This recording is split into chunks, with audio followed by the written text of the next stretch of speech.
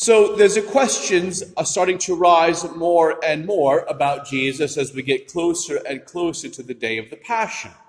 People are talking. Some are saying he's the prophet. Some are saying he's the Christ. Some are saying all kinds of things. Jesus even asked the disciples, who do the people say that I am? Some say you're this, some say you're that. And so the Pharisees begin to question and try to figure it out. Who is this guy?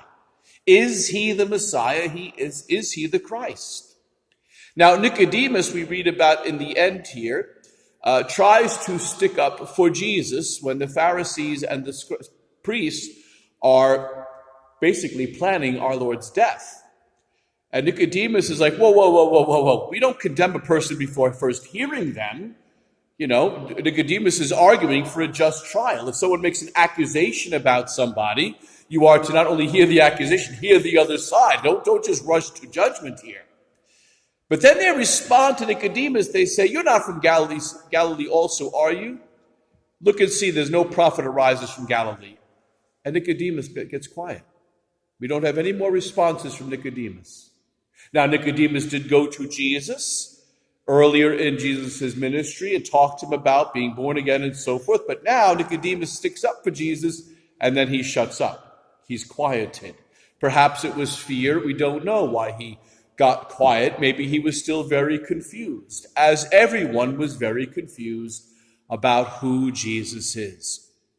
If you look at it from the perspective of the Pharisees, you can see why they were so confused or why they were so afraid. You have to remember the history of the people of Israel, that whenever they seemed to go against God, they lost their nation. And so, for example, when the northern tribes were not following the law and not following along with what the Lord had asked for them, Assyria came down and destroyed the northern part, and it was never to be rebuilt. And then 400 years later or so, the southern kingdom had fallen away from being truly faithful to the Lord, and Babylon came in, Iraq basically came into Jerusalem and deported everybody for 70 years, destroyed the temple. They finally get back, they're finally getting things into flow, and once again they fall away, and the Greeks come in, and the Greeks take away their culture. And then the Romans after that. So you can see why the Pharisees, the priests, the Sadducees, the scribes were being so faithful to the law and everything because they didn't want to lose their nation. And they worked out this great deal with the Roman government. You know, the Roman government was very, very wise in the way they ruled the world. If they took over a country, they basically said, you live your religion, just make sure you pay your taxes. That's all they cared about. Follow Roman law, pay your taxes, follow your religion, we'll work it out. And so really there was a very good working relationship between the Jewish people and the Roman government. And the last thing that the Pharisees, the Sadducees, the scribes, and the priests wanted to do was to put any tension there. And they did not want to lose what they had. And they needed to be very faithful because they were so afraid that if they weren't, that they would lose their nation. The Romans would just turn and crush them. They were already under the thumb. They were just waiting for that thumb to crush them down. And so you can see why they were afraid of Jesus. They're afraid of this man who's proclaiming to be the Christ. They're afraid of this man who is to be the prophet. Afraid of this man who was the royal son of David, the king, the true king. And so they began to be very afraid of him. And Jesus is doing things that seems to be contrary to the law. He's doing work on the Sabbath. Remember, the Pharisees were so afraid to do anything on the Sabbath, because if they did anything on the Sabbath, they would betray God, and therefore they'd lose their nation.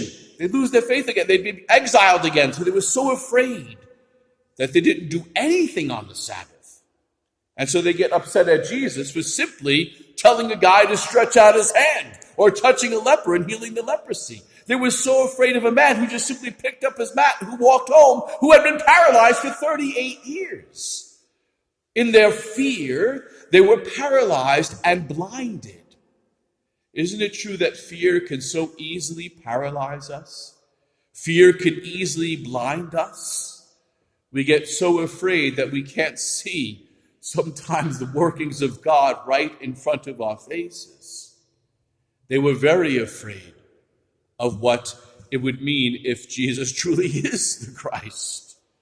And so from their perspective, they were definitely afraid of Jesus and what he was doing. The easiest thing to do for them was to put him to death.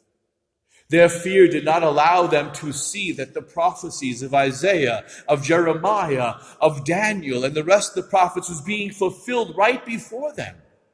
Even though they knew the scriptures so well, they couldn't see it happening in front of them. They were too bound by their own fear, and in turn also their own pride, to let them accept the fact that God had finally fulfilled the promise he made from the beginning of time.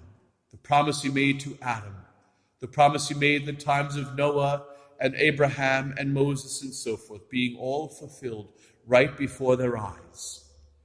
But fear and then their pride blinded them and paralyzed them and did not allow them to recognize the time of their visitation.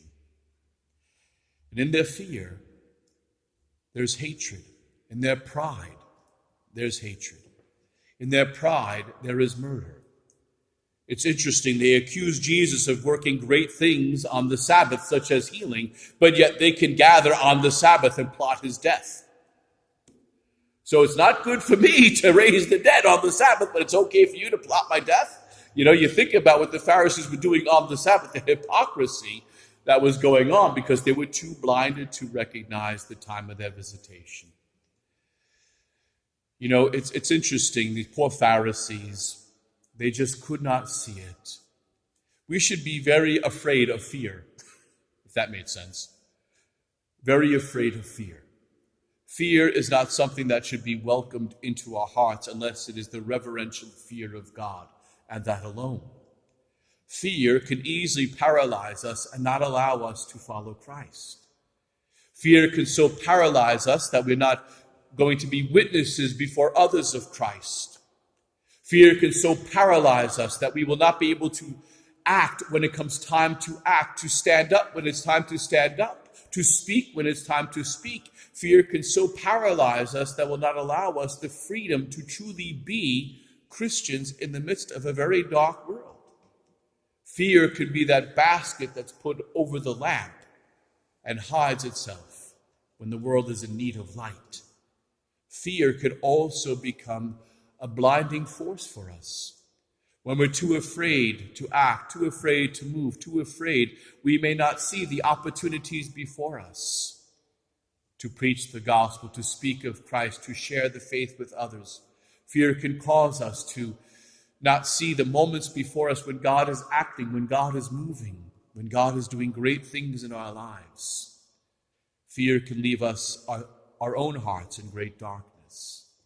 So we should be afraid of being afraid, if that makes sense, and learn how to truly rest in the powerful mercy and goodness of God, to not allow it to ever take possession of our hearts and our lives, so that we can recognize the day that the Lord comes to us, the moment he comes to us, the hour he comes to us, the minutes that he comes to us. Every moment of our lives, he's there present to us and speaking to us.